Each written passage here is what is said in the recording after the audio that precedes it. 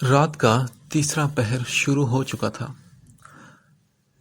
دسمبر کی ٹھٹھرا دینے والی سردی اور قہر برساتی دھند رگوں میں دوڑتے خون کو جما رہی تھی۔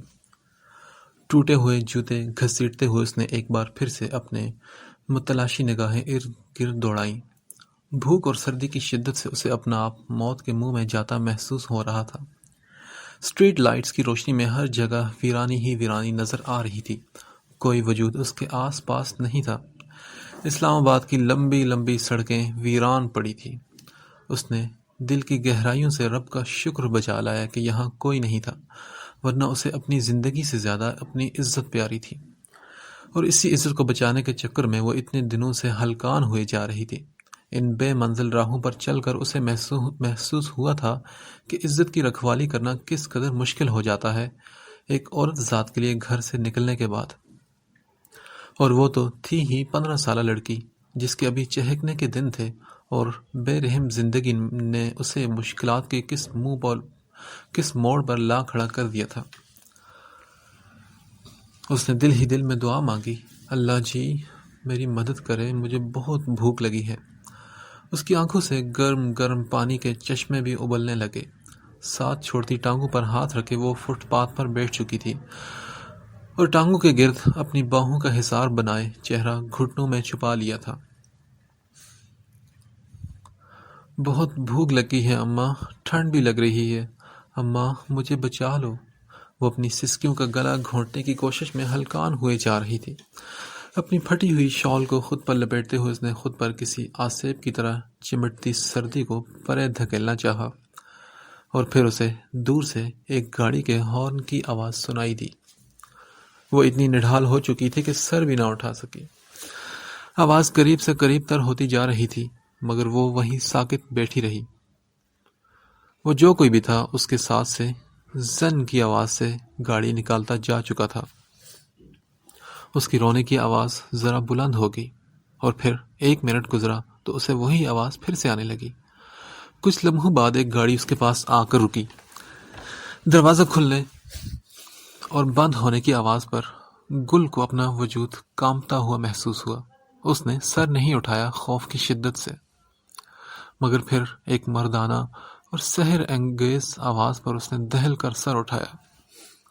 وہ جو کوئی بھی تھا وہ اس سے پوچھ رہا تھا، کون ہو تم؟ ایک مرد کا اس کے قریب کھڑا ہونا اسے وحشت زدہ ہونے پر مجبور کر گیا تھا۔ ماہر جھکا اور بنا کسی جھجک کے گھٹنوں کے بل اس لڑکی کے سامنے بیٹھ گیا جو اپنی ہرنی جیسی آنکھوں میں وحشت لیے اسے دیکھ رہی تھی۔ اس نے پھر پوچھا، کیا تم گھر سے بھاگ کر آئی ہو؟ اس نے مسکرا کر بہت ہی غلط سوال گل سے پوچھ ڈالا تھا۔ گل کا چہرہ سفید پڑ گیا اور جسم میں ایک سر سی لہر دوڑ گئی تھی۔ ہاں ہاں ہاں یار، میں تو مذاق کر رہا تھا، تم ڈر کیوں گئی؟ اس کے چہرے پر پھیلتا بے تحاشا خوف دیکھ کر وہ اسے تسلی دیتا ہوا بولا، اچھا مجھے بتاؤ، کیا تم راستہ بھول گئی ہو؟ کیا تمہارا یہاں کوئی نہیں؟ اکیلی ہو؟ اس کے لہجے کی نرماہٹ سے گل کی آنکھوں میں ایک بار پھر آنسوؤں کا سیلاب اترنے لگا۔ او نو، پلیز اب رونا مت، کیونکہ یہ لڑکیوں کے آنسو قسم سے سوائے ڈھونگ کے کچھ نہیں لگتے مجھے۔ اس کی آنکھوں میں اترتے دریائے سندھ کو دیکھ کر وہ جلدی سے ہاتھ اٹھا کر اسے روکنے لگا، مگر وہ سر جھکائے آنسو پہنچنے لگی تھی۔ سنو، کیا تم گونگی ہو؟ اس کی مسلسل خاموشی سے تنگ آ کر آخرکار وہ پوچھ بیٹھا تھا۔ گل کو اس شخص کی موجودگی سے اب ڈر لگنے لگا۔ اسے تو حیرت اس بات کی ہو رہی تھی کہ وہ ابھی تک وہیں جمی بیٹھی ہے، اس مرد کو دیکھ کر وہ بھاگی کیوں نہیں؟ پھر وہ تیزی سے اٹھی اور لڑکھڑاتے ہوئے وہاں سے بھاگنے لگی۔ ماہر نے نہایت حیرت سے یہ منظر دیکھا اور سوچا، اتنی روڈ لڑکی! اس لیے تو میں لڑکیوں سے دور رہتا ہوں۔ اس لڑکی کو دور جاتا دیکھ کر وہ سوچنے لگا، مگر اگلے ہی لمحے اس لڑکی کے زمین پر گر جانے پر وہ تیزی سے اس کی طرف بھاگا تھا۔ ہیلو، کیا ہوا ہے تمہیں؟ کیا تم ٹھیک ہو؟ اس کے سر کے نیچے ہاتھ رکھ کر اس کا چہرہ اونچا کر کے وہ پریشانی سے پوچھنے لگا۔ اس کے بڑبڑانے پر وہ کان اس کے قریب لا کر سننے لگا۔ کیا کہا؟ مجھے سمجھ نہیں آئی۔ وہ بولی، ہاتھ مت لگاؤ مجھے۔ ماہر نے تو بے اختیار سر پر ہاتھ مارا کہ اتنی بے اعتباری؟ وہ بولا، دیکھیں محترمہ، میں ایک شریف لڑکا ہوں اور آپ مجھے غلط سمجھ رہی ہیں. میں تو صرف آپ کی مدد کرنا چاہ رہا تھا اور کچھ نہیں. اس نے نہایت تحمل سے اس کی غلط فہمی ختم کرنا چاہی، مگر گل پھر بھی خاموش رہی. آپ اٹھ کر بیٹھیں، دیکھیں خود ہی اٹھ جائیں، ورنہ ایسا نہ ہو کہ مجھے اٹھانا پڑے. ماہر کی آخری بات سن کر گل بجلی کی تیزی سے اٹھ کر بیٹھی. ساتھ ہی سردی کی لہر جسم میں دوڑتے ہی اس نے بے اختیار جھرجھری لی. اوہ نو، آپ نے تو کچھ گرم پہنا ہی نہیں ہوا، اور مجھے لگتا ہے کہ آپ کو بھوک بھی لگی ہے. اپنی جیکٹ اتار کر اس نے احتیاط سے گل کے وجود پر ڈال دی. کیا تم کچھ کھاؤ گی؟ میری گاڑی میں کھانے پینے کی بہت سی چیزیں ہیں، آؤ کچھ کھا لو. وہ یہ کہتا ہوا اٹھ کھڑا ہوا اور اس کی طرف ہاتھ بڑھایا. گل نے ایک نظر اس کے بڑے ہوئے ہاتھ کی طرف دیکھا اور منہ پھیر لیا. ماہر نے بے اختیار ایک گہری سانس لی. یا اللہ، یہ کیا چیز ہو تم؟ گل نے ایک نظر معصومیت سے اسے دیکھا. اسٹریٹ لائٹس کی روشنی میں اس کا نرم اور ملائم چہرہ پرکشش لگ رہا تھا. اچھا سنو، میرے پاس ایک اچھا آئیڈیا ہے، آپ کھڑی ہو جائیں. وہ چٹکی بجاتا ہوا بولا تو گل نہ سمجھی سے اسے دیکھنے لگی. وہ پھر سے بولا، میں نے کہا آپ کھڑی ہو جائیں. گل خاموشی سے اٹھ کھڑی ہوئی تو ماہر نے اپنی گردن کے گرد لپٹا مفلر اتارا اور اس سے گل کے گرد حصار بنا کر دونوں پلوں سے پکڑ لیا. دیکھو، اب چلو میرے ساتھ، میں نے اب ہاتھ بھی نہیں لگایا اور اب گرنے بھی نہیں دوں گا. پرتپش لہجے میں کہتا وہ آگے آگے چلنے لگا اور وہ اس کے سہارے چھوٹے چھوٹے قدم اٹھاتے اس کے پیچھے چل پڑی. ذہن میں بے اختیار اس کا جملہ گونجنے لگا کہ میں نے ہاتھ بھی نہیں لگایا مگر گرنے بھی نہیں دوں گا. گاڑی میں پہنچ کر اس نے کہا، یہ لو، یہ خشک میوے بہت ٹیسٹی ہوتے ہیں اور میں انہیں ہر وقت اپنے ساتھ رکھتا ہوں. اس نے وہ ڈبہ گل کے ہاتھوں میں تھماتے ہوئے کہا. گل نے ایک لمحہ سوچنے کے بعد خاموشی سے اسے تھام لیا. پتہ نہیں کون کون سے میوے تھے اس میں جن کا آج تک اس نے نام بھی نہیں سنا تھا، اور اس وقت وہ بے انتہا بھوکی تھی، ورنہ کسی اجنبی کے ہاتھوں سے کچھ لینا تو اس کی غیرت کو گوارا ہی نہیں تھا. وہ بولا، مجھے تو بہت بھوک لگی ہے، میں تو پیسٹری کھانے لگا ہوں، کیا آپ کھائیں گی؟ پانی کی بوتل اس کے پاس رکھتے ہوئے وہ اب ڈیش بورڈ پر پڑا پیسٹریز کا ڈبہ اٹھا رہا تھا. چلغوزہ ہاتھ میں پکڑے وہ خاموشی سے اسے دیکھے گئی تو اس نے پھر پوچھا، کیا آپ کھائیں گی؟ وہ پیسٹریز دیکھنے میں اتنے مزیدار لگ رہی تھی کہ گل خود کو روک ہی نہ سکی.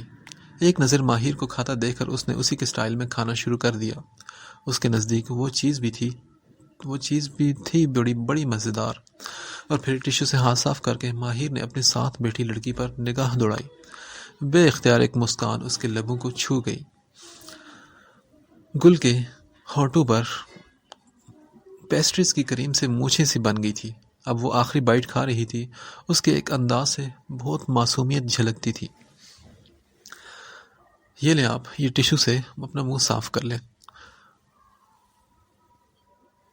گل نے ناسمجھی سے اس کے ہاتھ میں اس سفید سی چیز کو دیکھا اور پھر اسے کھانے کی چیز سمجھ کر جلدی سے منہ میں ڈالنا چاہا تو وہ بولا، ارے پاگل، اسے کھاتے نہیں، اس سے چہرہ صاف کرتے ہیں. وہ مشکل اپنے ہنسی کو روک کر وہ ایک ٹشو اٹھا کر اسے سمجھانے لگا تو گل اب ذرا سی شرمندہ ہو کر اپنا چہرہ صاف کرنے لگی. پھر وہ بولا، سنو، آپ میرے گھر چلو. گھر چل کر میں آپ کو گرما گرم کھانا کھلاؤں گا کیونکہ میری ممی بہت ٹیسٹی کھانا بناتی ہیں. اب گل کے فرشتوں کو بھی نہیں پتا تھا کہ یہ ممی کون ہوتی ہے. اس نے پھر پوچھا، کیا تم چلو گی میرے گھر؟ بے شک گل نے اب تک اپنی اور اس کی ملاقات کے اس تمام عرصے میں اسے ایک بات کا بھی جواب دینا ضروری نہیں سمجھا تھا، مگر ماہر کے نزدیک سوال کرنا بے حد ضروری تھا. وہ جواب دینے کے بجائے گاڑی سے نکلنے کی کوشش کرنے لگی. شاید اس کے ساتھ گھر جانے کی بات سن کر ہی وہ خوف زدہ ہو چکی تھی. ارے گھبرائیں مت، میں ایسا لڑکا نہیں ہوں. میری بہن بھی آپ کی ہم عمر ہے اور میں ایسا کرنے کا سوچ بھی نہیں سکتا. سنیں تو. مگر گل بنا کچھ سنے مسلسل اپنی جد و جہد میں مصروف تھی. لگتا ہے کہ دروازہ توڑ کر نکلے گی یہ گونگی مسینی نہ ہو تو. وہ اب تنگ آ کر گاڑی آگے بڑھا چکا تھا اور گل آہستہ آہستہ چلا رہی تھی. اوزے گل کو بلانی شکیلا اور کتنی نیند کرے گی. اسے کہہ کہ میری ٹانگیں دبائے آ کر، قسم نال بڑا درد ہے۔ مراد نے مرغی کو دانہ ڈالتی شکیلا کو دیکھ کر چارپائی پر لمبا ہوتے ہوئے کہا تو شکیلا کے وجود میں ایک سرسی لہر دوڑ گئی۔ آگے ہونے والے حالات کا سوچ کر اس کی جان تو ہوا ہونے لگی، مگر اس نے تیزی سے اپنے چہرے کے تاثرات درست کر لیے، کیونکہ وہ کسی طور پر بھی یہ ظاہر نہیں کرنا چاہتی تھی کہ جو قیامت ابھی آئے گی اس میں سارے کا سارا ہاتھ اسی کا ہے۔ وہ کمرے میں گئی اور پکارنے لگی، اوزے گل، اری اٹھ جا، جا ابا کو چائے بنا دے اور اس کی ٹانگیں بھی دبا دے۔ یہ کہنے کے ساتھ ہی اس نے رضائی کھینچی، مگر وہاں سوائے پرانے تکیوں کے کچھ نہیں رکھا تھا۔ اوزے گل وہاں نہیں تھی۔ اوزی کے ابا، ہماری دھی تو کمرے میں نہیں ہے۔ شکیلا ہائے وائے کرتے کمرے سے نکلی۔ نہیں ہے؟ کیا گن بکتی رہتی ہے ہر وقت منحوس عورت، کبھی اچھا بھی بک لیا کر، دیکھ کہیں جانوروں کو چارہ نہ ڈال رہی ہو۔ اس کی ٹانگیں ہولے ہولے لرز رہی تھی۔ پورا گھر چھان مارا گیا مگر اوزے گل کا کہیں اتا پتہ نہیں تھا۔ یا اللہ، میری اوزی کہاں چلی گئی؟ مراد اب سر پکڑے بیٹھا تھا۔ ہیں، کیا کہا؟ اوزی کدھر گئی ہے؟ گھر پر نہیں ہے کیا؟ ان کی ہمسائی دیوار سے لٹکی پوچھ رہی تھی۔ ہمسائی کو دیکھ کر ان دونوں کے چہرے کا رنگ فک پڑ گیا۔ ارے نہیں بہن، ایسی کوئی بات نہیں، میری بات تو سن، وہ تو باہر۔ شکیلا بیگم جلدی سے اس کی طرف بڑھی۔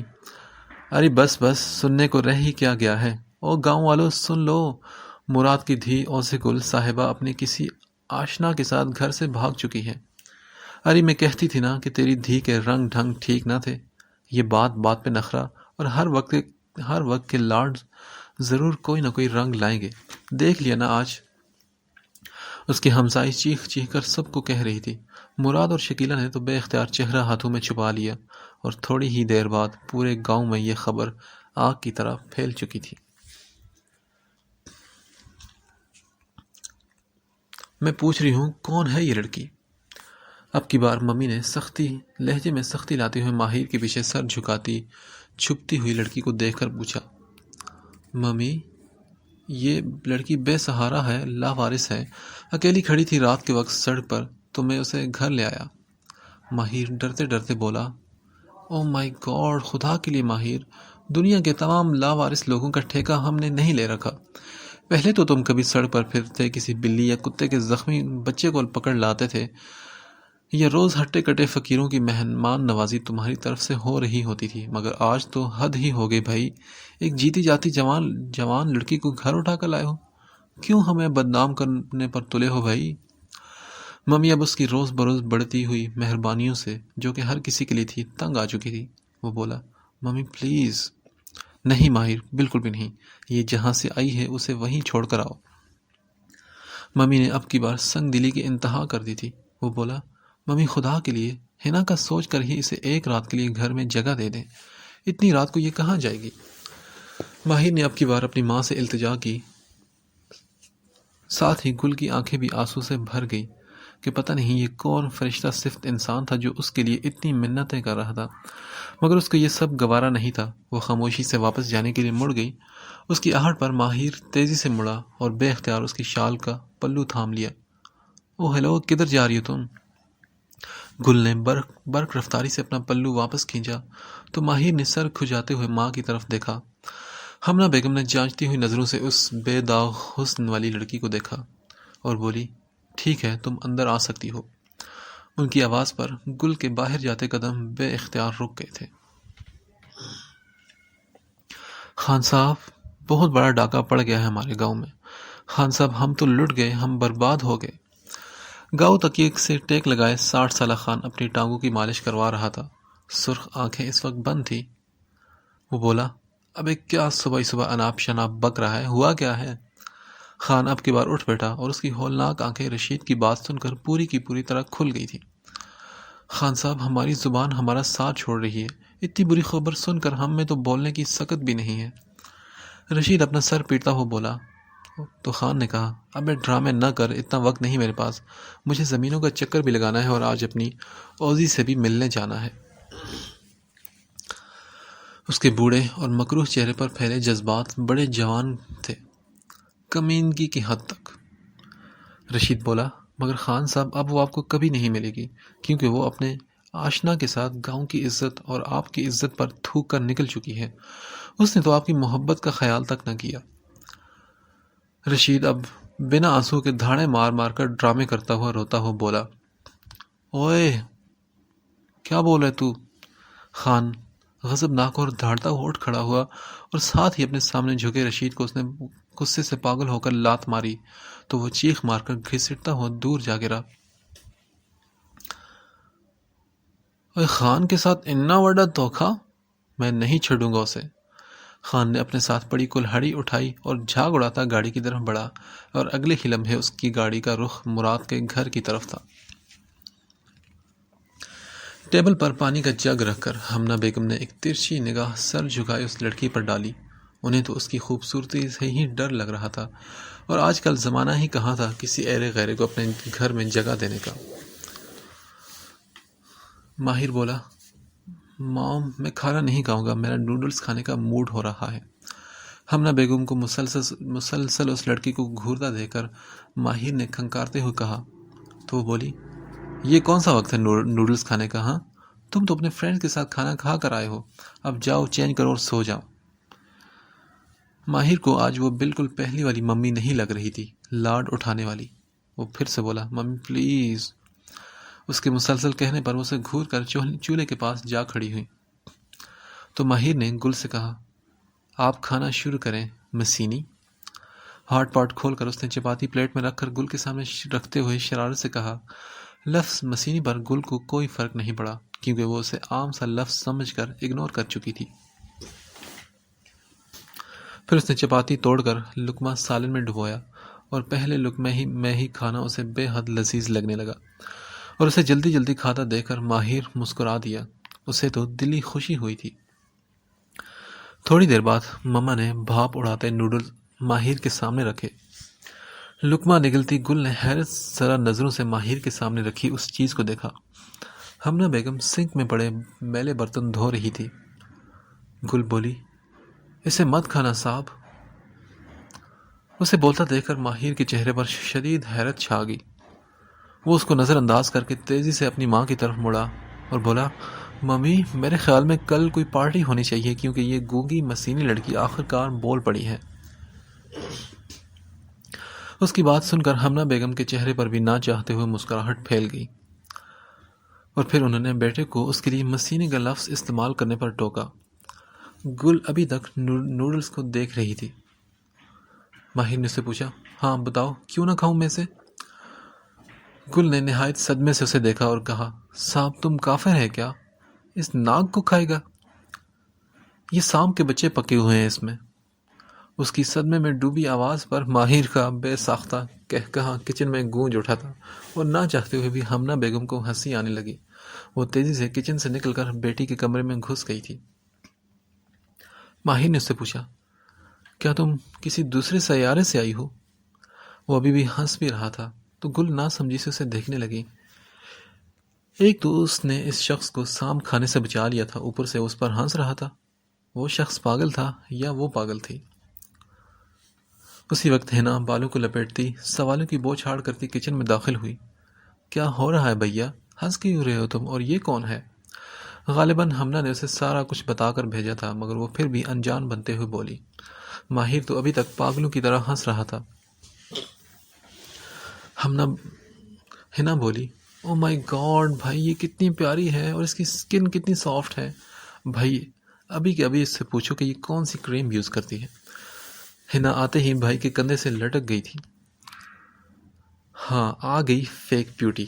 ماہر نے اپنے کندھے سے چپکی بہن کو دیکھ کر چھیڑا تو وہ بولی، شٹ اپ اوکے۔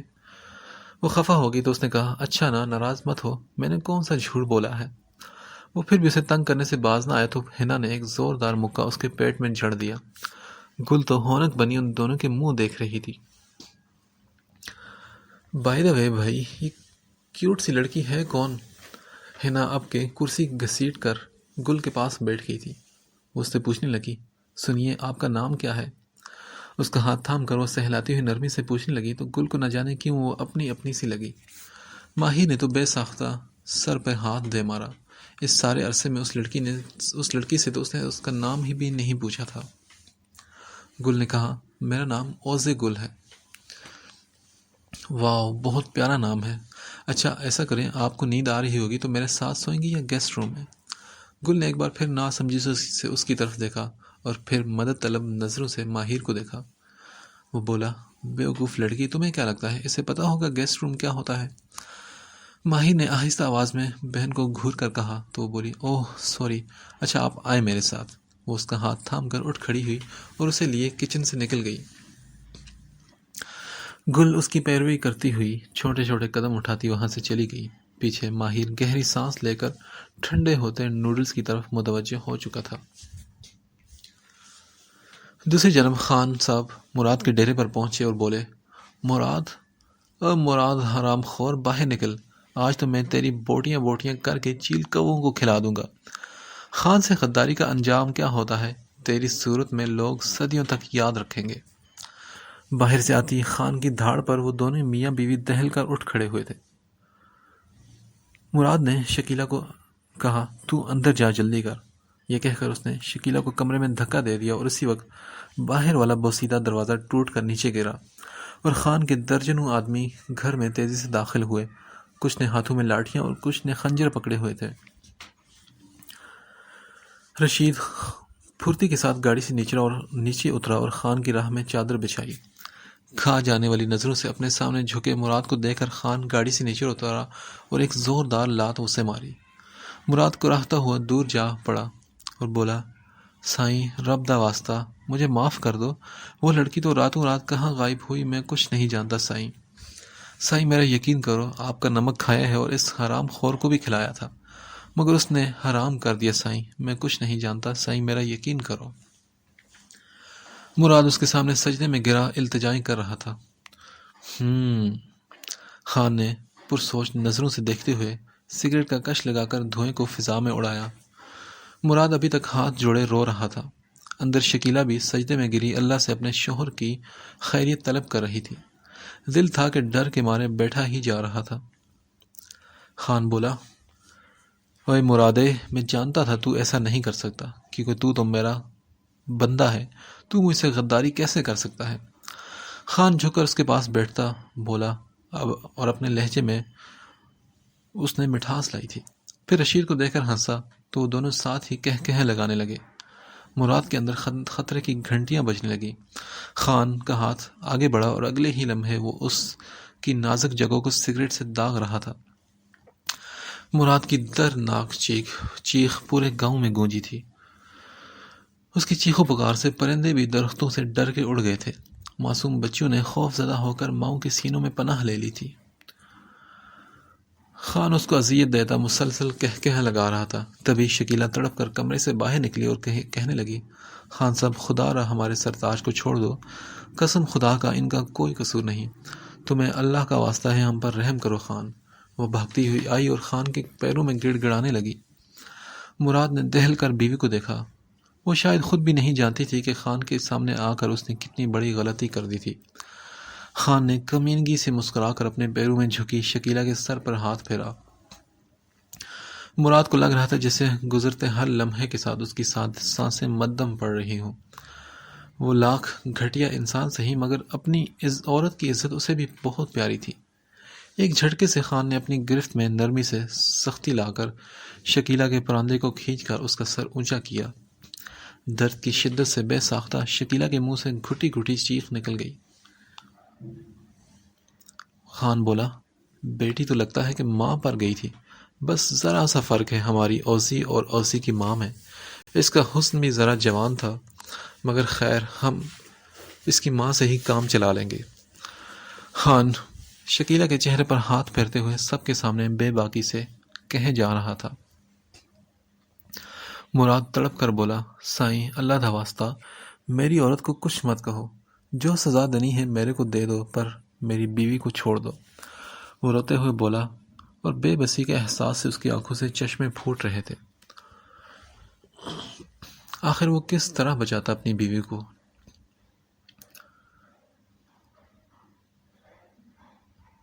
مگر خان مراد کو آنکھیں دکھا کر خاموش کرواتا ہنستا ہوا شکیلہ کی مزاحمت سے لطف اندوز ہونے لگا۔ شکیلہ اس کے ہاتھوں میں ناخن گاڑ کر اپنے آپ کو چھڑوانے کی کوشش کر رہی تھی، مگر خان نے ہولناک انداز میں ہنستے ہوئے اپنے ہاتھ میں پکڑی سگریٹ صحن کے بیچ میں اچھالی۔ یہ گویا ایک اشارہ تھا۔ اس کے سب آدمی مراد پر پل پڑے اور اسے بری طرح سے پیٹنے لگے۔ ان کے گھر کے دروازے پر پورا گاؤں جمع تھا اور یہ تماشا دیکھ رہا تھا، مگر کسی میں بھی آگے بڑھ کر مراد کی مدد کرنے کی ہمت نہیں تھی۔ مراد کو ادموا کر کے وہیں پھینک کر اور چیختی چلاتی شکیلہ کو گاڑی میں ڈال کر وہ سب وہاں سے نکل گئے، اور اب شکیلہ کا برا وقت شروع ہونے کو تھا۔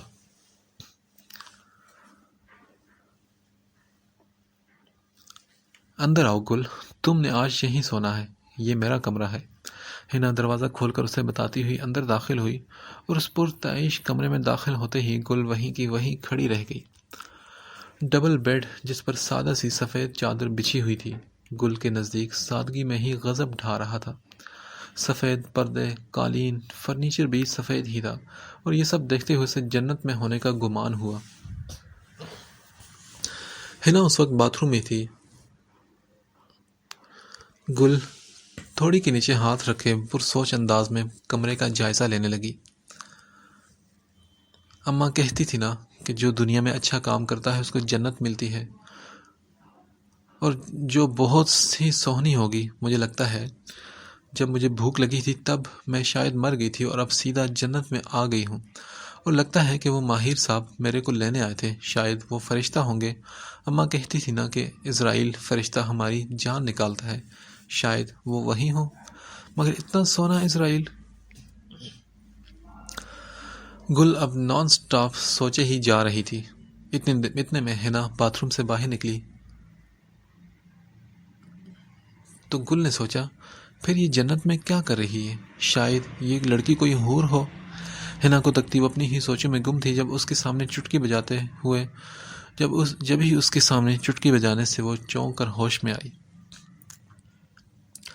گل کہنے لگی، بیگم صاحب ہمارے بازو پر ذرا چٹکی کاٹنا۔ اس نے ہنا کے سامنے اپنے بازو کرتے ہوئے کہا۔ ہنا کو تو صدمے کے مارے چکر آنے لگے تھے۔ گل کہنے لگی، معذرت بیگم صاحب، ہمارا مطلب تھا چھوٹے بیگم صاحب۔ اس نے جلدی سے وضاحت دی تو ہنا نے کہا، پلیز گل مجھے ہنا کہو، کال می ہنا۔ یہ بیگم صاحب سے تو آنٹی جیسی فیلنگز آتی ہیں مجھے۔ اچھا جی چھوٹے بیگم صاحب۔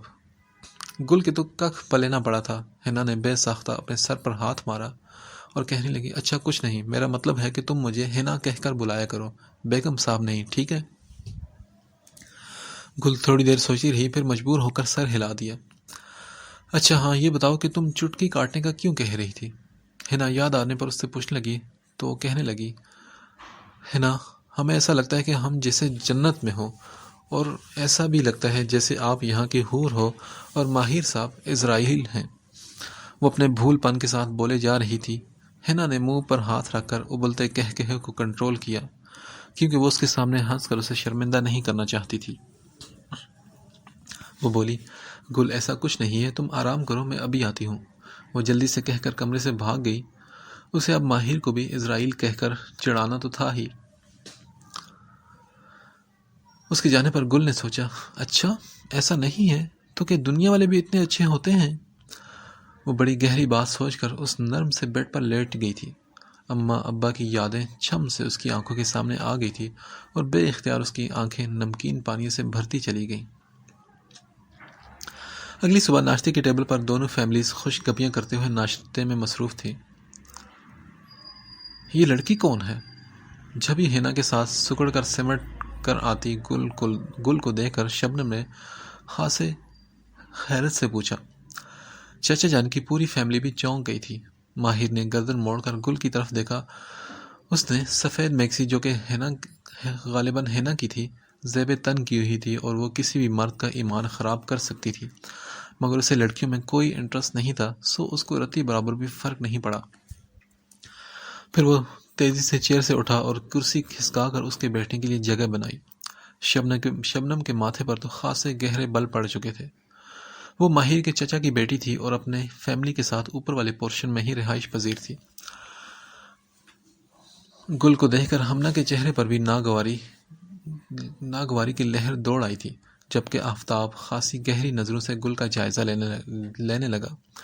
احمد صاحب بھی سوالی نظروں سے گل کو دیکھنے لگے۔ شمع بیگم اور علی صاحب کی نظریں بھی سوال کر رہی تھی کہ کون ہے یہ؟ ماہر نے اپنا جھکا ہوا سر اب اطمینان سے اونچا کر لیا۔ گل پریشان سی وہاں سے جانے کو پل پر تول ہی رہی تھی اور حنا لاپرواہی سے جوس اپنے اور گل کے لیے گلاس میں ڈال رہی تھی۔ ہمنا بیگم نے سر جھٹک کر جواب دیا، یہ آپ کے بیٹے کی ایک کرم نوازی کی ایک اور زندہ مثال ہے۔ احمد صاحب نے سخت نظروں سے ماہر کو دیکھا، جو اب حنا سے اس کا گلاس جھپٹ کر ایک ایک گھونٹ کرتا جوس حلق سے اتار رہا تھا۔ مگر بھابھی، آپ نے اسے گھر میں کیسے آنے دیا؟ مجھے تو یہ شکل سے ہی کوئی چور و چکی لگ رہی ہے۔ شمع بیگم بنا کسی لحاظ کے اس کے خلاف بولی اور اپنے لیے یہ الفاظ سن کر گل نے تڑپ کر وہاں سے اٹھ کر جانا چاہا۔ بے عزتی کے احساس سے اس کا چہرہ سرخ پڑ گیا تھا۔ حنا نے ٹیبل کے نیچے سے اس کی ٹانگ پر ہاتھ رکھ کر اسے فوراً روکا تو وہ بے بسی سے اسے دیکھے رہ گئی۔ ماہر کے چہرے پر چچی کی بات سن کر ناگواری چھا گئی تھی۔ وہ بولا، چچی جان، مائنڈ یور لینگویج پلیز۔ اچھا، تو تم اب اپنی چچی کو سکھاؤ گے؟ علی چاچا نے سختی سے اسے ٹوکا، کیونکہ اپنی بیوی کی بے عزتی ان کے لیے ناقابل برداشت تھی۔ جی بالکل، بعض اوقات بڑے بھی کچھ ایسا غلط کر جاتے ہیں جن سے چھوٹوں کو انہیں ٹوکنا پڑ ہی جاتا ہے، جیسے آج چچی غلط کہہ رہی ہیں، اور ویسے بھی غلطی تو ہر کسی سے ہوتی ہے۔ ماہر اطمینان سے بولا، گل تو بت بنی یہ سب تماشا دیکھ رہی تھی۔ ماہر کے والد نے احمد صاحب نے ماہر کو تنبیہی انداز سے پکارا، مگر ماہر کو کوئی فرق نہیں پڑا، کیونکہ وہ بھی اپنے نام کا ایک ہی تھا۔ ہاں، تو موم نے کچھ ایسا غلط نہیں کہا، مجھے بھی اس لڑکی کو دیکھ کر ایسا ہی لگا تھا پہلی نظر میں۔ شبنم بھی اس بحث میں کود پڑی تھی۔ حنا اور ماہر کے چہرے پر ایک مسکراہٹ پھیل گئی۔ او کم آن شبو، تم تو بات ہی مت کرو۔ حنا کے جو گولڈ کے ایئر رنگز گم ہوئے تھے سب سن لیں، وہ کل مجھے شبنم کے ڈریسنگ پر پڑے مل گئے تھے۔ اس نے جیب میں ہاتھ مار کر ایئر رنگ سب کے سامنے لہرائے تو شبنم کے چہرے کا رنگ پھک پڑ گیا۔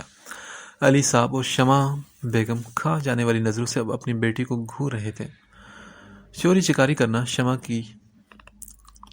کرنا شبنم کی بچپن کی عادت تھی، یہ سبھی جانتے تھے، سو وہ مکر بھی نہیں سکتی تھی۔ احمد صاحب ایک جھٹکے سے اٹھ کھڑے ہوئے اور وہاں سے نکلتے چلے گئے تو ہمنا بیگم بھی اپنے میاں کے پیچھے چلی گئی۔ حنا اپنا اور گل کا ناشتہ ٹرے میں سیٹ کر کے گل کو لیے وہاں سے اٹھ گئی۔ ماہر نے بھی ہاتھ ٹشو سے صاف کیے اور مسکراتی نگاہ چچا، چچی اور شبنم پر ڈال کر گھر سے نکل گیا۔ پیچھے ان میاں بیوی کی بیٹی کو لعنت ملامت شروع ہو چکی تھی، اور اگر کہیں کوئی گم ہو گیا تھا تو وہ آفتاب تھا۔ کمرے میں جانے کے بعد گل نے حنا سے کہا، حنا جی، ہمیں اب جانے دو یہاں سے، ہم کسی پر بوجھ نہیں بننا چاہتے تھے۔ وہ روتے ہوئے کہنے لگی، مگر حنا تو بے نیازی سے فون پر لگی ہوئی تھی۔ ہیلو، ہاں ماہر بھیا سنو۔ بولو حنا، جلدی کرو، میں بہت بزی ہوں۔ دوسری طرف سے وہ جھنجھلایا ہوا کہہ رہا تھا۔ حنا بولی، بھیا گل جانے کے لیے تنگ کر رہی ہے، کیا میں اسے جانے دوں؟ نہیں حنا، بالکل بھی نہیں، میں آج شام میں گھر جلدی آنے کی کوشش کروں گا اور اسے جانے مت دینا، ٹھیک ہے؟ میں آ کر سب سنبھال لوں گا۔ ماہر نے یہ کہہ کر جلدی سے کال کٹ کر دی۔ حنا نے گل سے کہا، دیکھو گل، بھیا نے تو منع کر دیا ہے اور اب تم نہیں جا سکتی۔ مگر حنا جی، ارے گل، تم کیوں جانے کو کہہ رہی ہو؟ باہر کون سا تمہارے سگے بیٹھے ہیں؟ پتہ ہے نا، بہت گندی دنیا ہے یہ، وہ تو شکر کرو کہ بھیا تمہیں گھر لے آئے ہیں۔ حنا اسے سمجھاتے ہوئے بولی تو گل خاموش رہی۔ حنا نے اسے کہا، اچھا سنو، میں 17 سال کی ہوں اور FSC کر رہی ہوں، اور ماہر بھیا 27 سال کے ہیں اور ایک کامیاب وکیل بھی ہیں، دنیا میں کسی سے نہیں ڈرتے سوائے ممی کے۔ بابا جانی کا بہت بڑا جنرل سٹور ہے اور چاچو کے ساتھ چلاتے ہیں۔ ماما اور چچی گھریلو خواتین ہیں.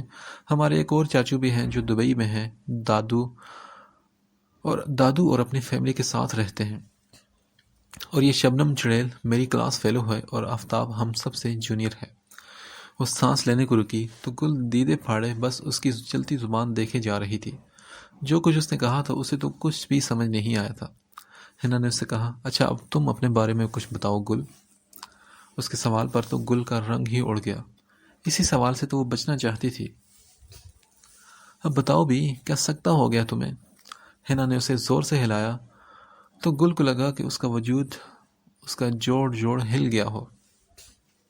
وہ بولی, وہ ہنا جی. ابھی وہ بات کر ہی رہی تھی کہ اسی وقت ہمنا بیگم افراتفری میں دروازہ کھول کر اندر داخل ہوئی. ہنا بیٹے, تمہاری دادو کی طبیعت اچانک بگڑ گئی ہے اور زیادہ چانسز نہیں ہے. تمہارے بابا نے فلائٹ بک کروا لی ہے. بھیا اور بھابھی بھی ہمارے ساتھ جا رہے ہیں. تم آؤ میرے ساتھ پیکنگ میں ہیلپ کرواؤ, اور ہاں, گھر کا اچھے سے خیال رکھنا, اور اب جلدی کرو. ہمنا بیگم ہانپتی کانپتی وہاں سے نکل گئی. گل پر ان کی نظر ہی نہیں پڑی تھی. ان کے پیچھے پریشان سی ہنا بھی نکل گئی.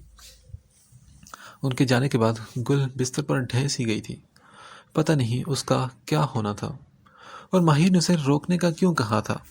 یہ خیال اس کے جسم میں ایک سرد لہر دوڑا گیا تھا. اسے کمرے میں دھکا دے کر اس شخص نے دروازہ باہر سے بند کر دیا. شکیلا نے زمین پر گرے خوف زدہ نظروں سے ارد گرد کا جائزہ لیا. یہ خان کا کمرہ تھا. اسے یاد تھے وہ اکثر خان کی بیگم کی عزت کرنے یہاں آیا کرتی تھی. خان کی بیگم کی خدمت کرنے یہاں آیا کرتی تھی. خان کے کہکہے پر وہ دہل کر اس کی جانب بڑھی. اس کی ٹانگوں سے تو جان نکلنے لگی تھی. وہ بولی, خان صاحب. خان نے کہا, ہم سوچ رہے تھے کہ تم ہمیں پہلے کیوں نہیں ملی. خان اس کے بنا دوپٹے کے وجود پر نظریں گاڑے شیطانیت سے کہہ رہا تھا. شکیلے نے کہا, خان صاحب نہیں, خدا کے لیے مجھے چھوڑ دیں. وہ خان کے برے ارادے جان کر تو جی جان سے ہی لرز گئی تھی. نہ ڈرنا نہیں, میں تو تجھے خوش کر دینا چاہتا ہوں. بوڑھا خان ہنوز مسکراتے ہوئے اپنے قدم اس کی طرف بڑھا رہا تھا, اور وہ ہاتھوں کے بل پیچھے ہی کھسک رہی تھی. خان نے پھر ایک جھٹکے سے اسے بستر پر پھینکا, مگر اگلے ہی لمحے شکیلا کی چیخ اور اپنے چہرے پر خون کے چھینٹے پڑنے سے وہ غضبناک ہو چکا تھا. اس کی کمر کے ساتھ بندھا چاقو شکیلا ایک سیکنڈ کے 1000ویں حصے میں اپنے پیٹ میں گھونپ چکی تھی. شکیلا کو موت قبول تھی, مگر عزت کا لٹنا نہیں. اس کے زخمی وجود کو دیکھ کر خان نے پھر کہا لگایا اور بولا, تجھے کیا لگتا ہے کہ میں تجھے بنا ذلیل کیے مرنے دوں گا؟ نہ میری چندا, تجھے غلیظ کیے بغیر مجھے چین نہیں آنا. وہ اس کے تڑپتے وجود کو دیکھتے ہوئے اسے اپنے شکنجے میں دبوچ چکا تھا. شکیلا کی بند ہوتی آنکھوں میں اذیت پھیلتی چلی گئی. اس کے لبوں سے بے ساختہ ایک آہ نکلی تھی, اور اس آہ نے عرش و فرش کو لرزا کر رکھ دیا تھا. آج اس گاؤں میں ایک اور ماں نے اپنی بیٹی کی خاطر اپنی عزت کا سودا کر لیا تھا.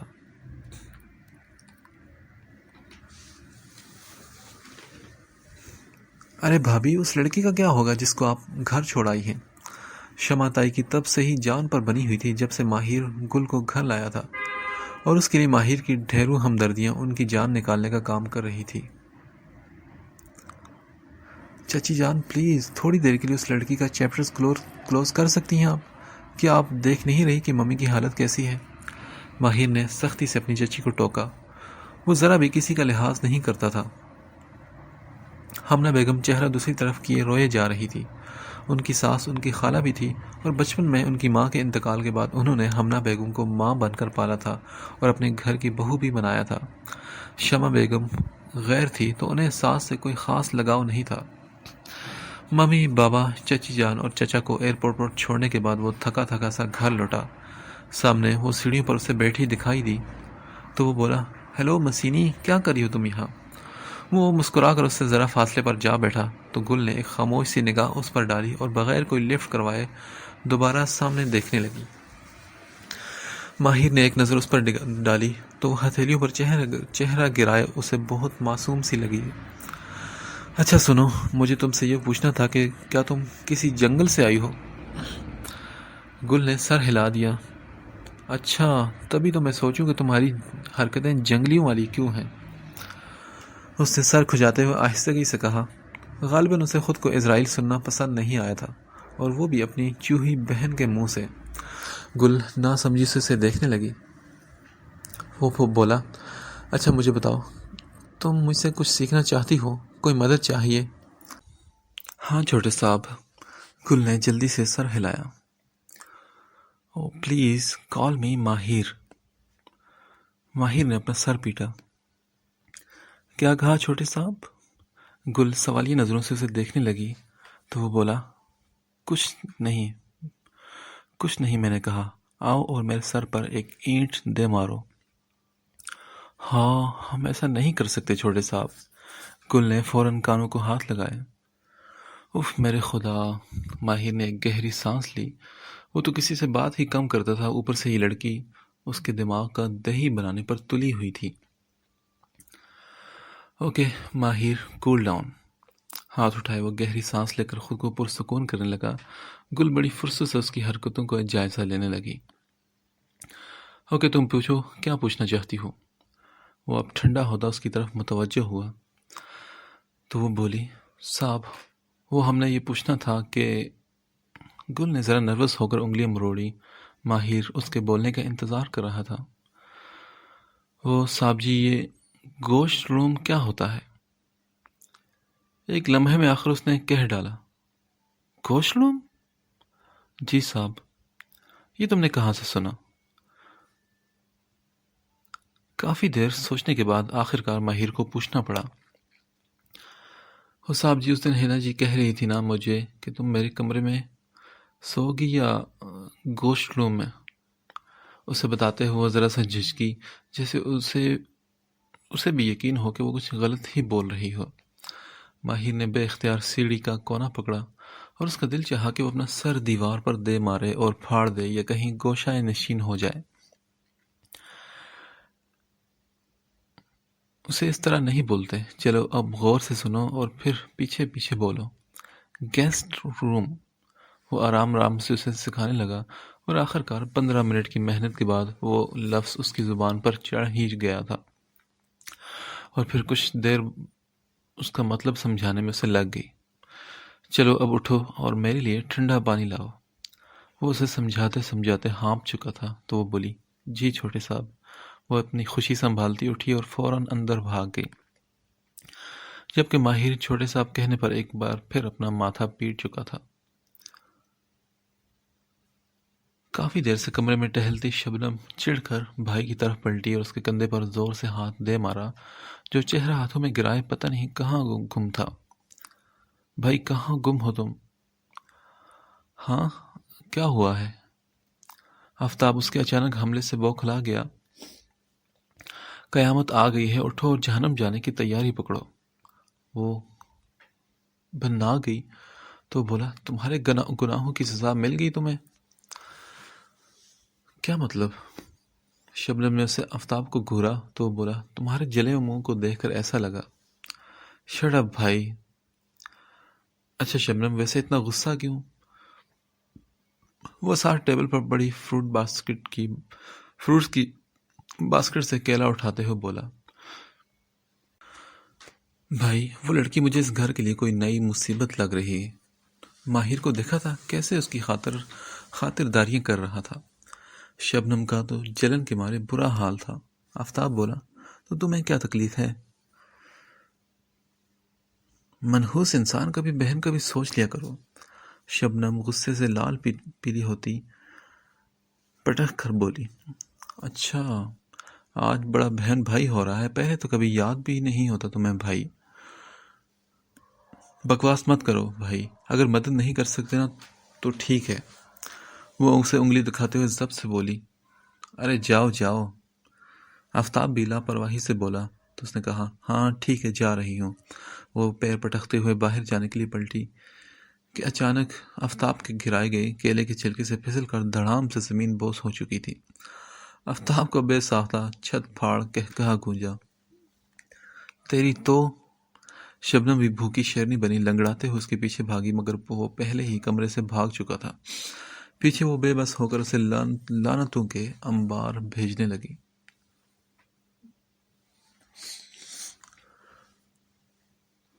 गुल किचन में बर्तन धोकर जूं ही पलटी, दरवाजे पर आफताब को खड़ा पाया। एक लम्हे के लिए गोया उसकी जान ही निकल गई। माहिर उस वक्त घर पर नहीं था। हिना ने उसे बताया था कि वो किसी केस के सिलसिले में शहर से बाहर गया हुआ था। ये केस क्या होता है उसे जानने में कोई दिलचस्पी नहीं थी। हिना खाना पकाकर कमरे में जा चुकी थी और गुल ने ज़बरदस्ती बर्तन धोने की जिम्मेदारी ले ली थी। आफताब ने उसे कहा, हाय। गुल लरसती टांगों के साथ बाहर निकलने के लिए आगे बढ़ी और उसे हर मर्द को देखकर ही खौफ महसूस होता था सिवाय माहिर के, मगर वो उसके रास्ते में आ गया। उसने कहा, रास्ता दे दें साहब। अथल पथल होती सांसों के साथ वो इतना ही कह पाई तो आफताब बोला, क्या एक कप चाय बना दोगी? सैंडविच का शॉपर मेज़ पर रखते हुए नरमी से पूछने लगा, और इनकार करने की उसमें हिम्मत नहीं थी, इसलिए खामोशी से चाय का बर्तन चूल्हे पर रखने लगी। आफताब वहीं कुर्सी घसीट कर बैठता उसे देखने लगा। सुनो, 2 कप चाय बनाना। उसने फिर आवाज़ लगाई तो गुल बगैर कोई जवाब दिए उबलते कहवे में दूध अंडेलने लगी। इतने में आफताब उठकर प्लेट में सैंडविचेस निकालने लगा। कप्स में चाय अंडेलते हुए उसने टेढ़ी आंख से आफताब की हरकत का जायज़ा लिया और उसे मसरूफ़ पाकर कप टेबल पर रखती वहाँ से कल्टी मारने ही लगी थी कि आफताब की आवाज़ पर उसे मजबूरन अपने कदमों को रोकना पड़ा। कहाँ जा रही हो? चाय तो पीती जाओ, और देखो मैं स्पेशल तुम्हारे लिए सैंडविच लाया हूँ। गुल बुत बनी वहीं खड़ी रही। वो किसी सूरत आफताब की ये मेहरबानी कबूल नहीं कर सकती थी। अरे आओ भी। वो उठकर उसकी तरफ बढ़ा, उसका हाथ पकड़कर बिठाने लगा और गुल की जान उसका लम्स महसूस करते ही लबों पर आ गई। उसने अपना हाथ छुड़वाने की कोशिश की, मगर आफताब की गिरफ्त बहुत मजबूत थी और ऐन उसी वक्त हिना किचन में दाखिल हुई और सामने का मंजर देखकर ठिठक कर रह गई। ये क्या हो रहा है यहाँ पर? उसकी आवाज़ सुनकर गुल को लगा जैसे कहीं से ऑक्सीजन का झोंका मिल गया हो। एक झटके से अपना हाथ छुड़वाकर वो तेजी से भागकर हिना के पीछे जा छुपी। कुछ नहीं, मैं तो बस ऐसे कह रहा था कि मुझे चाय बना दो। अपनी घबराहट पर फौरी तौर पर काबू पाकर वो लहजे में लापरवाही समोए बोला, क्यों? क्या तुम्हारी नौकरानी है ये? जाकर अपनी कामचोर बहन से कहो। हिना को उसकी ढिठाई पर निहायत गुस्सा आया। तो क्या हो गया? हमारे घर में भी तो रहती है, कोई काम कर ले तो क्या कोई मुसीबत आ जाएगी? आफताब के माथे पर बल पड़े तो बोली, तुम्हारे घर नहीं, ये मेरे घर रहती है, और खबरदार जो आइंदा तुमने ऐसी कोई हरकत की, माहिर भैया से ऐसी मार पड़वाऊंगी कि याद रखोगे तुम। हिना उसे धमकी देकर सहमी हुई गुल का हाथ पकड़कर बाहर निकल गई। आफताब पीछे मुठ्ठियां बींचकर रह गया। उसके तासुरात में चट्टानों जैसी सख्ती थी।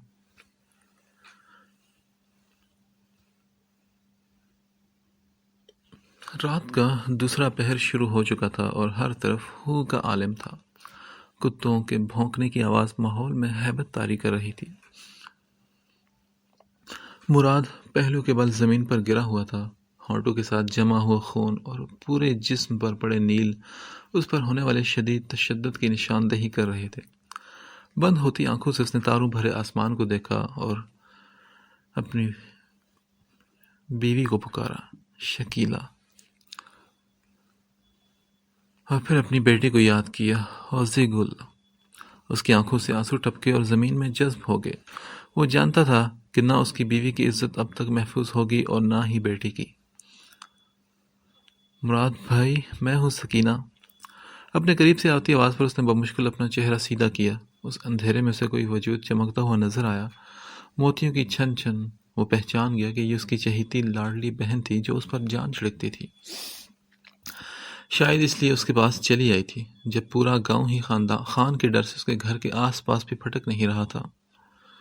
भाई उठ जा, रोटी खा ले, मैं तेरी मरहम पट्टी करती हूँ। सकीना उसे सहारा देते हुए बोली तो मुराद की आंखें बहने लगी। सकीना, तू क्यों आई है? खान को पता चला तो जानती है ना कि क्या होगा। बहन की गोद में सर रखकर बमुश्किल लुकमा निकलते हुए खौफजदा आवाज़ में कह रहा था। कुछ नहीं होता भा, इसलिए तो मैं रात को आई हूँ। वो बेफिक्री से बोली। भा, तुझे कुछ बताना था। کپڑا پھاڑ کے اس نے مراد کے زخم پر باندھا تو بولا، ہاں بھا، وہ بھا بخشو بتا رہا تھا کہ بولتے بولتے اس کی آواز بری طرح کانپنا شروع ہوگی اور آنکھیں آنسو سے بھر گئی۔ سکینہ، مراد کا دل اسے روتا دیکھ کر پتے کی طرح لرزنے لگا تھا۔ بھا، بھرجائی ہمارے درمیان نہیں رہی اب۔ سننے میں آیا ہے کہ خان نے ان کے ساتھ زیادتی کرنے کی کوشش کی تو انہوں نے خود کو مار دیا۔ اس کی آنکھوں سے لگاتار آنسو بہہ رہے تھے۔ مراد تو جیسے ساکت ہی ہو گیا اور بے یقینی کے عالم میں وہ بہن کا چہرہ دیکھے گیا۔ اچھا، پھر آگے کیا ہوا تھا؟ اتنے میں خان کی آواز پر بھی سکینہ دہل کر پیچھے ہوئی۔ مراد کی تو جان لبوں پر آ گئی۔ بیوی اور بیٹی کے بعد وہ بہن کو کھونے کا ہرگز متحمل نہیں تھا۔ ہاں ہاں ہاں۔ خان ہنستا ہوا آگے بڑھا اور اس کے ساتھ رشید بھی تھا۔ یقیناً اسی نے سکینہ کے یہاں آنے کی مخبری کی تھی۔ خان نے آگے بڑھ کر سکینہ کے بال کھینچ کر اس کا چہرہ اونچا کیا۔ بڑی آئی بھائی کی ہمدرد، خان سے ڈر نہیں لگا تجھے؟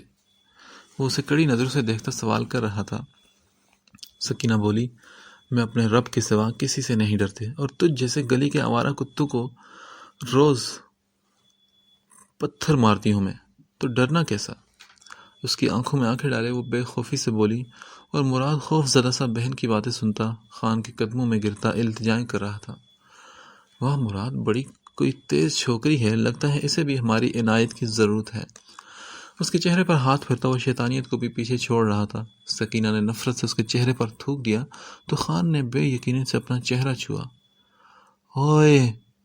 وہ غصے سے دھاڑا اور ساتھ ہی رشید کے ہاتھ میں پکڑا ہوا چھرا جھپٹا اور بنا دیکھے وحشیوں کی طرح لگاتار سکینہ کے وجود میں اتارنے لگا۔ خون کے چھینٹے کسی بلا کی طرح مراد کے چہرے پر آ چپکے اور اس کی آنکھیں پھٹی کی پھٹی رہ گئی۔ اس کے سینے میں درد کی ایک شدید لہر دوڑی تھی۔ سکینہ کی گردن ایک طرف ڈھلک گئی اور خون سے بھرے ہوئے چہرے کے ساتھ خان نے اپنی غضبناک نظریں مراد کی طرف دوڑائیں، اور مراد کی حالت دیکھ کر اسے ذرا حیرانی نہیں ہوئی، جو سینے پر ہاتھ رکھے درد سے تڑپ رہا تھا۔ رشید الگ دم سادے کھڑا تھا۔ خان شال کندھوں پر جھٹکتے ہوئے وہاں سے نکل پڑا۔ تھوڑی دیر بعد کوئی آیا اور شکیلہ کا برہنہ بے جان وجود شوہر اور نن کے پاس پھینک کر چلا گیا۔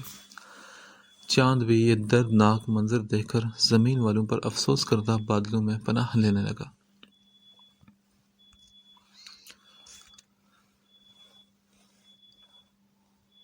دور کتے کے بھونکنے کی آواز میں وحشت در آئی تھی۔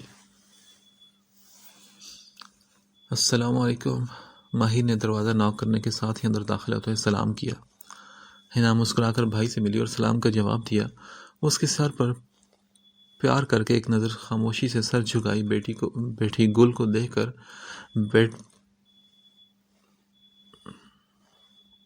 بیڈ پر شاپرز کے ڈھیر لگانے لگا۔ اف بھائی، کیا زبردست خوشبو ہے۔ حنا نے آنکھیں بند کر کے کھانے کی خوشبو اپنے اندر اتاری۔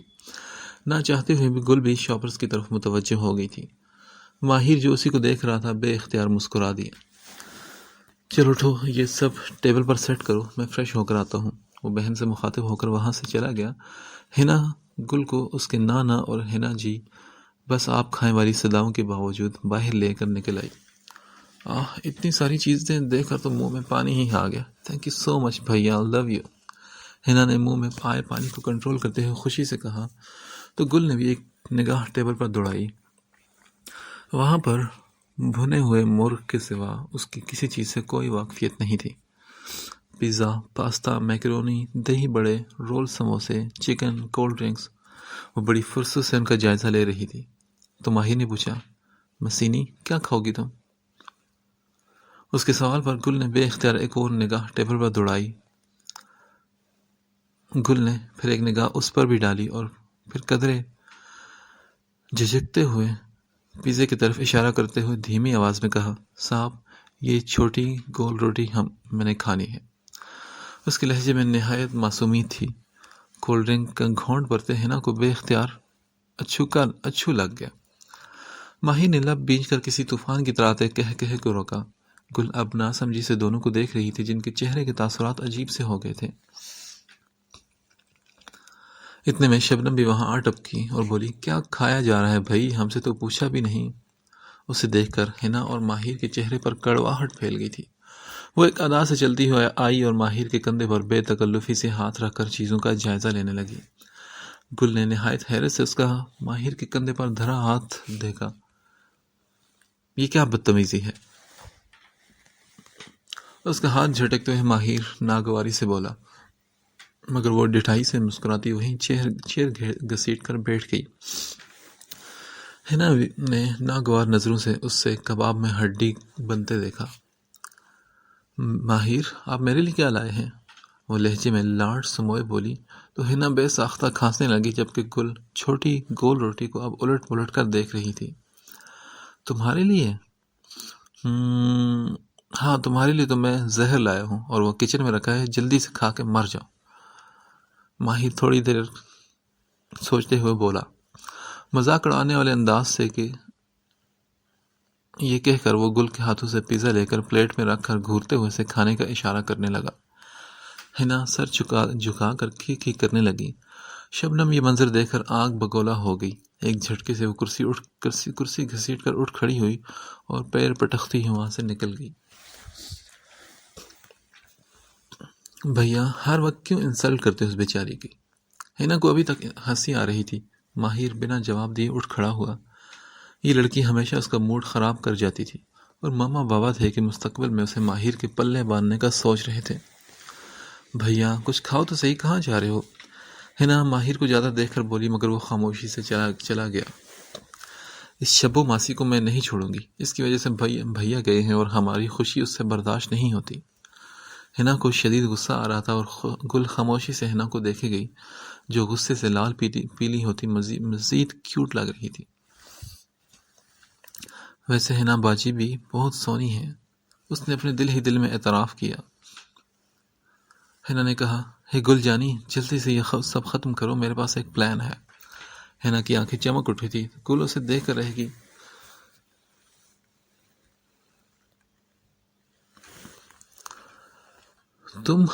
تمہاری ہمت کیسے ہوئی میرے گھر آنے کی؟ شبنم گل کو اپنے پورشن میں داخل ہوتا دیکھ کر چلائی تو گل کے چہرے کا رنگ ہی فک پڑ گیا۔ اس کی ٹانگیں لرزنے لگی۔ وہ تو یہاں آنا ہی نہیں چاہتی تھی، مگر حنا کے پلان کے مطابق اس کا آنا بہت ضروری تھا۔ کیا ہو گیا ہے؟ کیوں چیخ رہی ہو اتنا؟ اسی وقت آفتاب بھی بنا شرٹ کے ٹاول سے بال رگڑتا کمرے سے باہر نکلا اور گل کو دیکھ کر بے ساختہ ٹھہر گیا۔ سہمی سی وہ مزید گہرائی سے اسے اپنے دل میں اترتی محسوس ہوئی۔ گل کی نظر بھی بلا ارادہ اس کی طرف اٹھی اور اگلے ہی لمحے وہ کرنٹ کھا کر نظریں چرا چکی تھی۔ اس نے دل ہی دل میں توبہ توبہ کرنا شروع کر دی تھی۔ یہاں آ کر وہ شدید برا پھنسی تھی۔ ارے گل، تم اور یہاں؟ آفتاب کی حیرت زدہ آواز گونجی تو شبنم نے تب کر بھائی کا کھویا ہوا انداز دیکھا اور تیز قدموں سے چل کر نظریں زمین میں گاڑے کھڑی گل کے پاس چلی آئی۔ کیا ہے اب؟ کیا ہم سے بھی بھیک مانگنے آئی ہو؟ لہجے میں شدید حقارت اور نفرت سمورے ہوئے شبنم نے اس سے پوچھا۔ گل نے تکلیف سے اسے دیکھا۔ چھپ کر یہ سارا منظر دیکھتی حنا کے ماتھے پر بھی بل پڑ گئے، اور اس سے پہلے کہ وہ جا کر شبنم کو کچھ سناتی، گل نے ہی شبنم کو جھٹکا دے دیا۔ نہیں جی، وہ میں یہ بھیک آپ کے لیے لائی ہوں۔ گل کے لبوں سے بے ساختہ کچھ غلط نکل گیا اور آفتاب نے منہ پر ہاتھ رکھ کر ہنسی کو کنٹرول کیا، جبکہ حنا زمین پر سجدے میں گری پاگلوں کی طرح ہنسنے لگی۔ گل اپنے بھول پن میں شبنم کی ایسی کی تیسی کر گئی تھی۔ کیا بولا تم نے؟ شبنم تو غضبناک ہوتی چیخی۔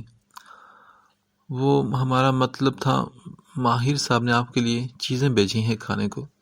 اس نے جلدی سے ایک بھاری سا شاپر شبنم کی طرف بڑھایا۔ ریئلی؟ ماہر نے میرے لیے؟ Oh my God, I can't believe this. Shabnam کو مارے خوشی اور حیرت کے چکر آنے لگے اور اس نے تیزی سے شاپر جھپٹا۔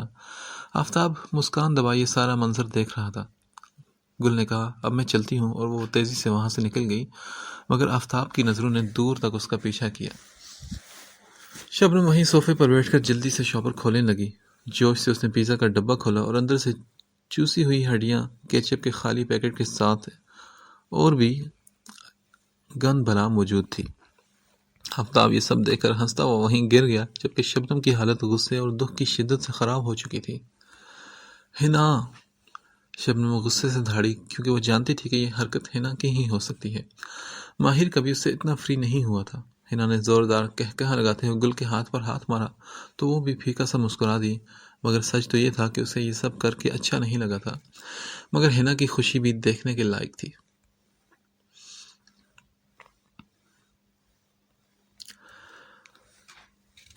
ماہر نے کچھ دیر پہلے ہنا کو ٹیکسٹ کیا تھا کہ گل کے ساتھ فوراً اس کے کمرے میں پہنچے۔ جب وہ پہنچی تو ماہر نے اپنے سامنے بیٹھی گل کو دیکھ کر سنجیدگی سے سوال کیا، گل تم کون ہو اور کہاں سے آئی ہو؟ سوال سن کر گل کا چہرہ مزید جھک گیا، اس کی جان نکلنے کو آ گئی، کیونکہ یہ سوال اس کے لیے بہت ہی خطرناک تھا، مگر وہ جانتی تھی کہ ایک نہ ایک دن اس سے یہ سوال ضرور کیا جائے گا، اور وہ یہ بھی جانتی تھی کہ وہ ان محبت سے گندے پرخلوص بہن بھائی کے ساتھ ہمیشہ نہیں رہ پائے گی۔ جواب دو گل، ہنا نے بھی آہستہ آواز میں اسے پکارا، مگر وہ خاموش رہی۔ جواب دو میری بات کا گل، میں کچھ پوچھ رہا ہوں۔ ماہر کے لہجے میں سختی آ گئی تو گل چونک گئی، کیونکہ آج اس نے پہلی بار اسے گل کہہ کر پکارا تھا، ورنہ وہ ہمیشہ اسے مسیحی کہہ کر ہی بلاتا تھا۔ صاحب، میں صبح ہی آپ کے گھر سے چلی جاؤں گی، مگر آپ مجھ سے یہ سوال مت کریں، آپ کو رب دا واسطہ۔ بہتی ہوئی آنکھوں کے ساتھ وہ اٹھ کھڑی ہوئی تو ماہر کا ماتھا ٹھٹکا، کیونکہ دال میں اسے کچھ کالا ضرور لگا تھا۔ سنو لڑکی، خبردار جس گھر سے ایک قدم بھی باہر نکالا، میں ٹانگیں توڑ کر ہاتھ میں رکھ دوں گا۔ اس کی دھمکی سن کر گل کے قدم بے اختیار ایک لمحے کے لیے رکے اور پھر وہ تیزی سے باہر نکل گئی۔ ہنا بھی بھائی کا کندھا تھپ تھپا کر اس کے پیچھے نکل گئی۔ کھڑکی سے کان لگا کر یہ سب سنتے شبنم اور آفتاب کی آنکھوں میں چمک آ گئی تھی۔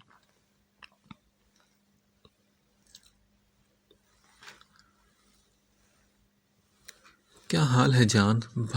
بھابھی اور گڑیا کیسے ہیں؟ ہارون نہیں آیا ابھی؟ ماہر نے جان یوسف سے بغل گیر ہوتے ہوئے حال احوال پوچھا۔ وہ اس کا جگری دوست تھا۔ وہ بولا، ہاں میں ٹھیک ہوں اور گڑیا بھی ٹھیک ہے، پتہ نہیں یہ ہارون کہاں رہ گیا ہے۔ جان نے مسکراتے ہوئے کہا، لو آ گیا ہارون بھی۔ ماہر نے سامنے کی طرف دیکھتے ہوئے کہا تو جان نے اس کی نظروں کا تعاقب میں کیا۔ سامنے ہی وہ سحر انگیز شان و شوکت والا شخص چلتا نظر آ رہا تھا۔ پولیس یونیفارم میں ملبوس، آنکھوں پر سن گلاسز لگائے وہ تیز چال چلتا ان کی طرف بڑھ رہا تھا۔ اس کے چہرے پر ہلکی ہلکی داڑھی اس کی گندمی رنگت پر خوب جچ رہی تھی۔ سینے پر اس کی نام کی تختی لگی ہوئی تھی، ہارون عباد شاہ۔ وہ آیا اور بولا، سلام دوستو، کیسے ہو؟ اس کے چہرے پر مسکان کا شائبہ تک نہ تھا۔ شکر ہے جو ایس پی صاحب کو ہمارا حال پوچھنے کا بھی خیال آ گیا۔ ماہر نے جان کو آنکھ مارتے ہوئے کہا تو وہ بولا، یار کام بہت ہوتا ہے اور فرصت بھی نہیں ملتی۔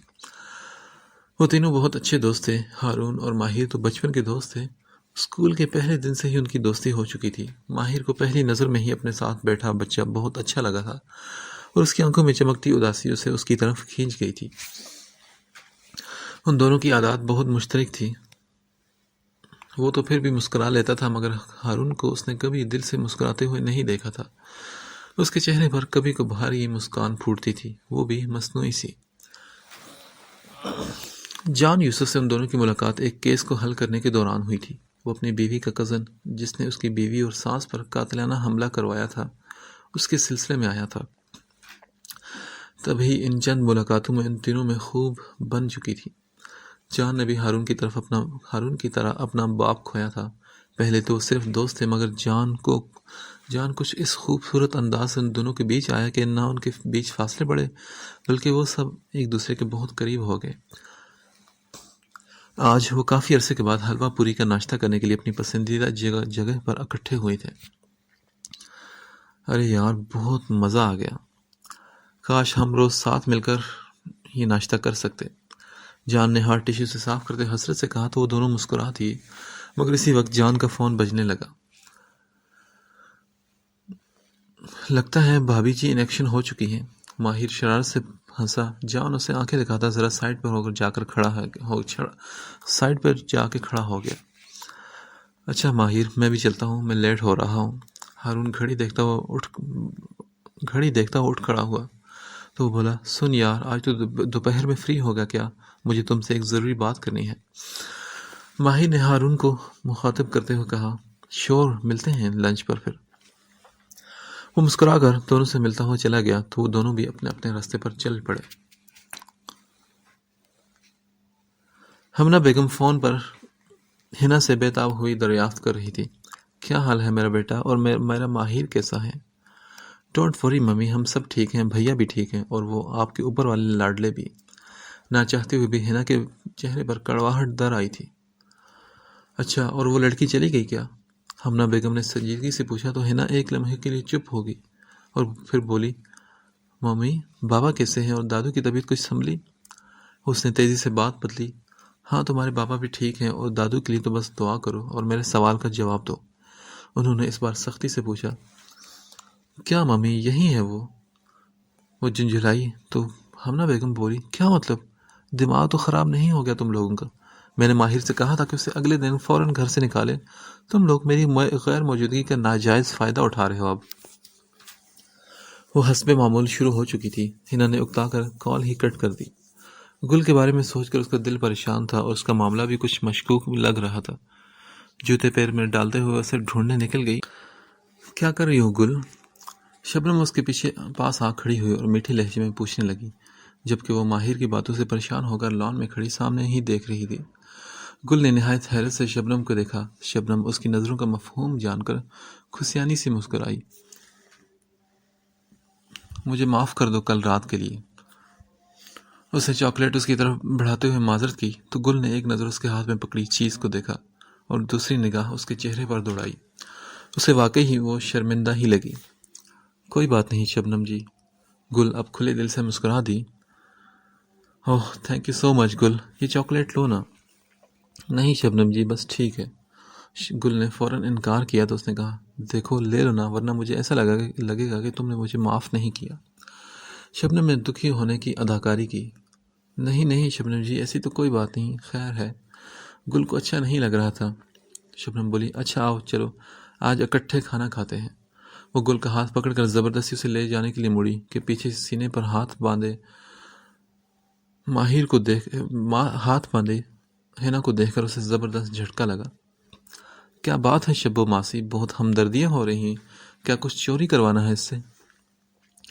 اس نے طنزیہ انداز میں کہہ کر گل کا ہاتھ چھڑوایا۔ شبنم نے دانت پیسے اور کہا شٹ اپ ہنا۔ یہ چوری کا تانا اسے چابک کی طرح لگتا تھا مگر اس عادت سے چھٹکارا پانا بھی اس کے بس میں نہیں تھا۔ اب کسی اور کی چیز اسے پسند آ جائے تو اسے بھلا کیا ضرورت تھی فضول خرچی کرنے کی، اور دنیا کے سارے لوگ اس کے اپنے تھے تو بھلا اس سے اجازت کی کیا ضرورت تھی؟ ایسے ہی صحیح۔ Same to you Shabbo darling, وہ اتنے ہی اطمینان سے کہہ کر گل کو لیے وہاں سے نکل گئی۔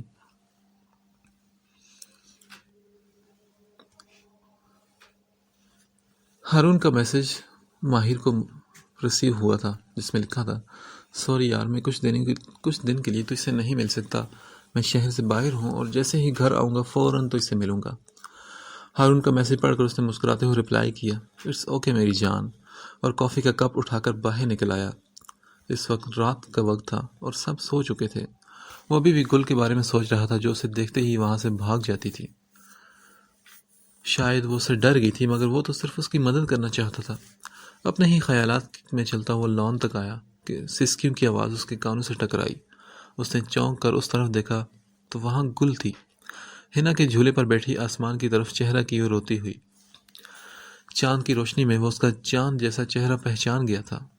اس کے قریب آ کر اس نے نرمی سے سوال کیا گل رو کیوں رہی ہو تم؟ اسے دیکھتے ہی گل نے گھبرا کر وہاں سے بھاگنا چاہا مگر اس کے دوپٹے کا پلو ماہر کے ہاتھ میں آ گیا۔ وہ بے ترتیب دھڑکنے لیے سہمی سی وہیں ٹھہر گئی۔ کچھ پوچھا ہے میں نے؟ اس کا لہجہ اب بھی اتنا ہی نرم تھا۔ گل کے آنسو مزید تیزی سے بہنے لگے۔ وہ بولی دوپٹہ چھوڑیں صاحب، ہمیں اپنی عزت بہت پیاری ہے، ہمیں لوگوں کے سامنے رسوا مت کریں۔ اس کے لہجے میں چھپا شکوہ کسی تیر کی طرح ماہر کو جا لگا اور ایک جھٹکے سے اس نے گل کا بازو اپنے گرفت میں لیا۔ سنو لڑکی، خبردار جو میرے بارے میں کچھ ایسا ویسا سوچا، اگر میں اتنا ہی گھٹیا ہوتا تو آج عزت سے میرے گھر میں نہ رہ رہی ہوتی ہو تم۔ وہ چبا کر بولا اور ایک جھٹکے سے اسے چھوڑتا ہوا لمبے لمبے قدم اٹھاتا وہاں سے نکل گیا۔ پیچھے وہ چہرہ ہاتھوں میں چھپائے پھوٹ پھوٹ کر رو پڑی تھی، اور آفتاب یہ منظر دیکھ کر شیطانیت سے مسکراتا ہوا اپنی کھڑکی کا پردہ گرا چکا تھا۔